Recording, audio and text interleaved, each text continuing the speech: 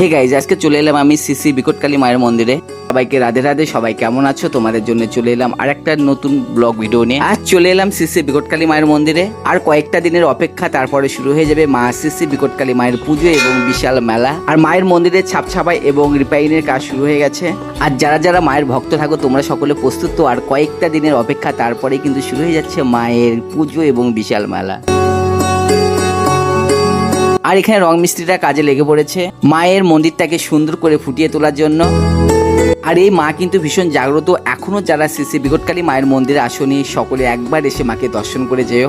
আর তোমরা যে যা মানত করবে প্রত্যেকের আশা পূরণ হবে। মা ভীষণ জাগ্রত। জয় মা।